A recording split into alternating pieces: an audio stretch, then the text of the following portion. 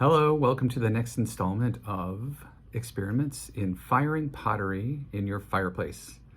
We've had some interesting results so far and are learning along the way. We've had, the previous episode had 2 firings, well 1.5 really, one of them underneath and then the next one right in the coals.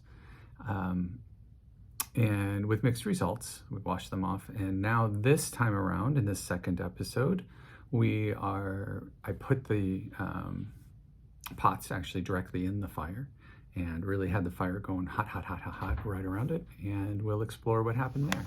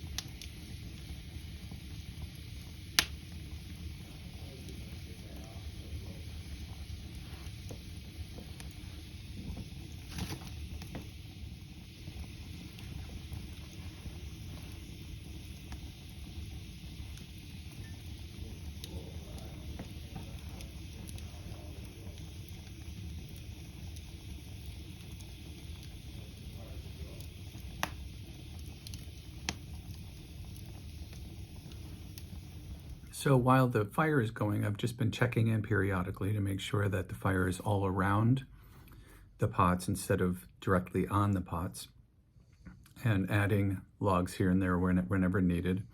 Due to the type of wood that we burn, which is hardwood, it burns very hot and burns a little bit slower, or it burns for a longer period of time, I should say. And you'll notice that things get moved around a little bit around the pots, but I was trying not to touch the pots or hit the pots. So just continuing the firing process.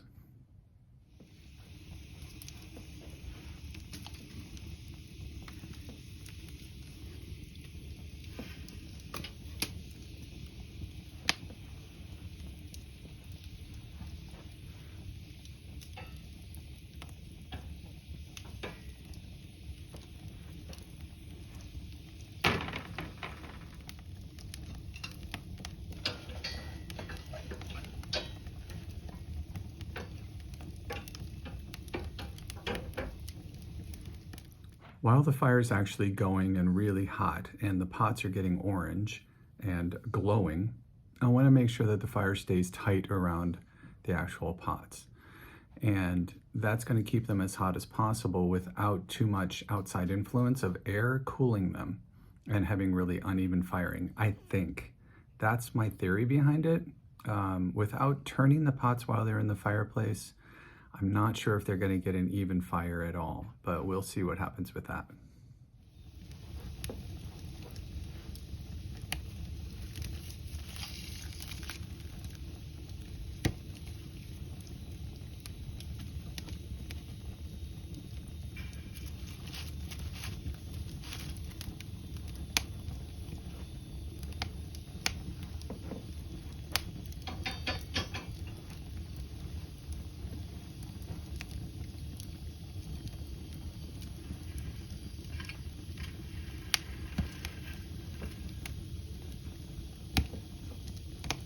So now I've come back to the fireplace about an hour later to see how they're doing, having just warmed them up a little bit in the front for like 15 or 20 minutes and then putting them directly into the fire. It looks like they're just absolutely glowing and super hot, but there is one on the right. The bowl looks like it's gotten cracked all the way through. I can't really see, but it looks like there's a fissure down the side of the entire pot. So we'll check that out a little bit more when it comes out to see what's happened with it, but I'm pretty sure that it's cracked because of the going from, you know, hot to extreme heat right in the middle of the fire. So lesson learned, heat them up slower in the future. We know that there's no moisture left in them, or at least we think so, because they've been, you know, in the fireplace twice. But I'm finding out that position is definitely very important. With some videos that I've been watching with pit firing, I've seen that the people tend not to put the bowls so that the bottoms are on, you know, that's so that they're right side up, if you will, but either on their sides or this way. And now I'm finding out, and I'm sort of, after I'm thinking about it, the thickest part is going to be sort of the bottom of the bowl, right? Sometimes, or at least that if you've got that foot, that's definitely going to be more clay there. So I think that's going to be the real danger zone. If you had more intricate things like, you know, any kind of clay put on handles, things like that, that's all going to be thick clay.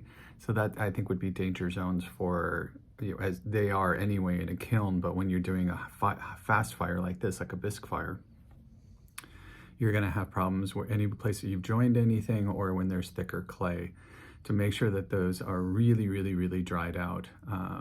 And there's no moisture left in there for it just to expand too fast, because that water will expand and it pushes everything out as it, you know, goes to vapor. So that's really a consideration to have. And positioning, I put one in upside down, which I think is a good way to do it. I've seen a lot of potters do that when they pit fire, that they actually pit fire them with something under them to hold them up, and they put them in upside down so that they're cupping all that flame. And I guess so the base can gas off easier. So we'll see how it works, but this is kind of fun, and it's kind of exciting because you never know what's going to come out of the fireplace. And we'll, in the next stage, wash them off and work through them that way.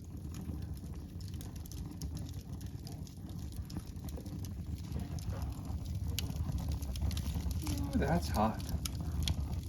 Look at that glow.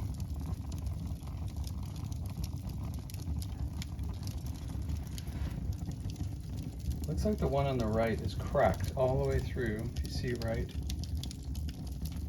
there. I think it's because I put it in too quickly. But wow, that's going.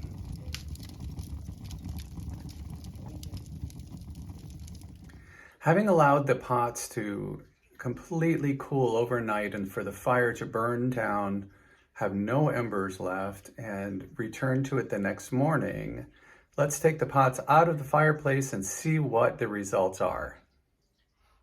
Hi, so we're going to check out the pottery and see what the results are from me throwing it in the fire. I have a feeling I threw them in too quickly, and one of them cracked all the way through from what I could see.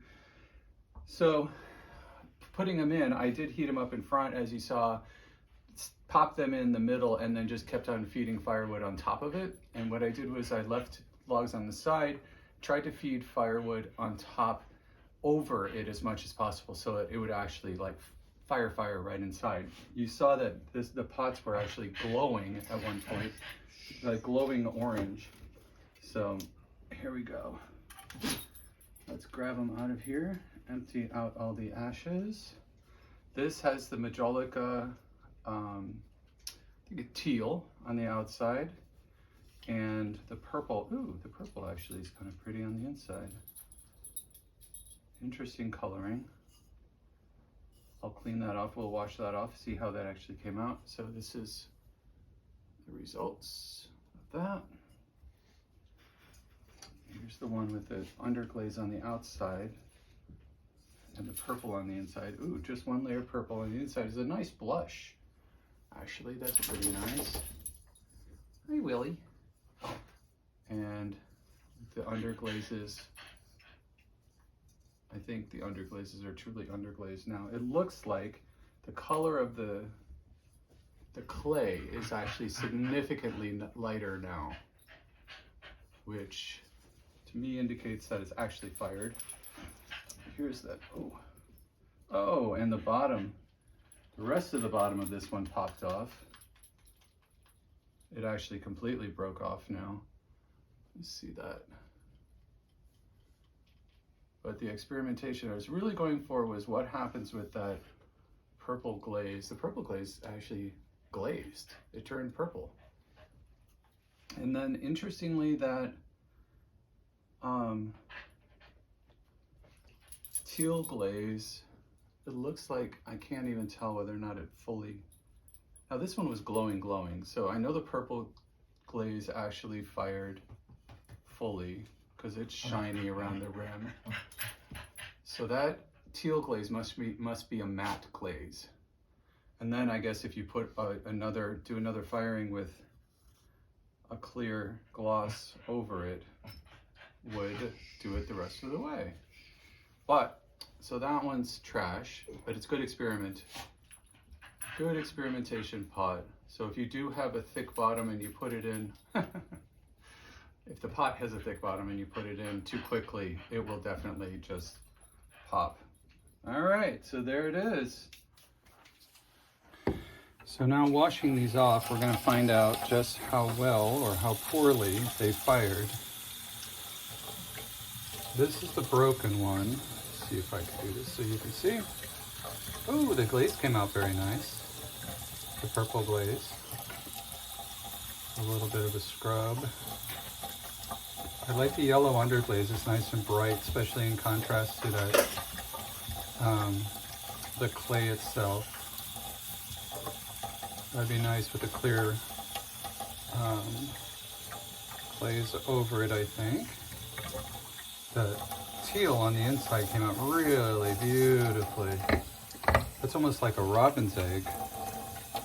God, that's gorgeous. This is kind of cool. Coloring is really, really nice. That's beautiful. Yeah, very, very happy with that. The purple is pretty cool. It changes shiny to matte, depending on obviously where it was in the fire. Make a big difference. It's still matte through here, which makes me wonder if it got hot enough to actually, I bet you this is where it was hot enough to actually be fully fired, and then this is where it wasn't, because this almost feels like it's the wet glaze but partially fired. That's exactly what it looks like. Interesting. Gorgeous inside though. Absolutely love it. With the clear glaze, that's 3 coats of that. Beautiful. All right, next, this little guy. The purple is inside this one. This one, when I put it in, I put it upside down in the fire. Now the fire did not burn. It burned maybe 2 hours maximum, and then I just let it burn down. So this has the teal on the outside and the purple on the inside. It's like super purple or something like that, or I don't remember the exact name. But they're low glaze fires. Low fire glaze. There we go. Let's put the words in the right order. So there's the purple. Beautiful purple inside. See if I can get a better shot. Can I get a better shot? More light? Apparently not. There we go. You get an idea of it. There we go. Let's look at the next one. Ooh, wow. The color came out really nice. So this is what it would look like with, I'm sure, with the clear glaze on it. Looky there. Oh yeah, that's actually fully fired. This is the one where the base like totally bit the dust like twice. I put a little bit of the purple on the inside. So if you can see that, that's just one single coat, which is what I wanted to see how transparent it would be. And it's not shiny at all, which tells me that it didn't get hot to really actually fire all the way. But yeah, so there you go. So if you put a clear low fire glaze over it, it'd be great. Came out nice and solid now. It's actually, oddly enough, I was able to sand the bottom. It wouldn't even matter. So I did get clear low fire glaze, and we'll try that out next. Thanks, bye. So that was cool. Great results with the washing off and then finding out what happened with the glazes and the underglazes. It seems like the underglazes are totally stable now and really need a clear coat glaze. So that concludes this section and this episode, if you will, or section of experiments in firing pottery in a fireplace. I hope you enjoyed this process so far. Look for the next episode, which is going to be, I'll show you how to, or how I experiment with putting on clear glaze. That's a low fire glaze. It's going to be my first time, so it'll be an experiment and exciting to see what happens with, first time with painting on a clear glaze. I've only done dipping, so that'll be fun. We'll explore that, and then we'll be putting it directly in the fire, heating it up for a longer period of time. I'll do all three of them so we can see what the results are. And sticking it in a nice hot fire, keeping that fire going, I think, really hot, really on the inside, using the new laser pyrometer that I got to see what the actual internal temperature is. It really only needs to be, as far as I know, about 1,000 degrees. Well, between 1,000 and 1,800 degrees. I don't know. We'll see. I'm going to try to get it as hot as possible. And then we'll take measurements along the way on the actual pots in the fireplace, which will be very cool. And I did get a chart for what the different cones mean for temperature wise. So we'll compare the cones for temperatures to what's actually in the fireplace. And that'll be the next episode. So stay tuned.